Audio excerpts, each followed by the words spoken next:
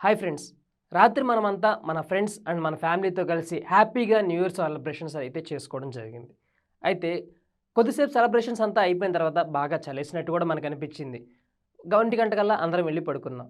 కానీ మనకు దూరంగా దేశ సరిహద్దులకు దగ్గరగా శత్రువులు కళ్ళ ముందు ఉండగా మన కోసం నిరంతరం పరితపిస్తూ మన కోసం నిరంతరం గస్తీ కాస్తున్న ఇండియన్ ఆర్మీ మన కోసం నూతన సంవత్సర శుభాకాంక్షలు తెలియజేశారు. 10,000 అడుగుల ఎత్తులో లైన్ ఆఫ్ కంట్రోల్ వద్ద ఉండి మన కోసం నిరంతరం పరితపిస్తూ పర్యవేక్షిస్తూ మన కోసం ఈ విషెస్ పంపించారు. ఒక్కసారి మనం చూసుకున్నట్లయితే అక్కడ విజువల్స్ ఎలా ఉన్నాయి, అక్కడ పరిస్థితి ఎలా ఉందో మీకు జస్ట్ ఎగ్జాంపుల్గా చెప్తాను. మనం ఏ హైదరాబాద్లోనూ లేదంటే మన ఆంధ్రాలో ఎక్కడో ఉండి కొద్దిగా 12 డిగ్రీల టెంపరేచర్కి వస్తేనే మనం వామ్మో అంటున్నాం, ఇంట్లోకి వెళ్ళి దుప్పటి కప్పుకొని పడుకుంటున్నాం. కానీ అక్కడ -15 డిగ్రీస్ టెంపరేచర్లో మోకాళ్ళ వరకు మంచు అలుముకొని ఉన్న ప్రాంతంలో అనుక్షణం గస్తీ కాస్తున్నారు. శత్రువు ఏ రూపంలో ఏ క్షణాన ఎటువైపు నుంచి దాడి చేస్తాడో అన్న భయం బెరుకు లేకుండా మన కోసం పరితపిస్తూ ఉన్నారు. వాళ్ళు కొద్దిసేపు అలర్ట్‌గా లేకపోయినా, వాళ్ళు కొద్దిసేపు రిలాక్స్ తీసుకున్నా గానీ, రాత్రి మనం ఇలాంటి న్యూ ఇయర్ సెలబ్రేషన్స్ అనేవి జరుపుకునేవాళ్ళం కాదు.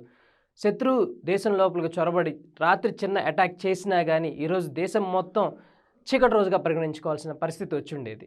సో, మన కోసం గస్తీ కాస్తున్న ఇండియన్ ఆర్మీకి మన తరపున, మనందరి తరపున, ఎస్పెషల్లీ వన్ ఇండియా తరపున wish you happy new year.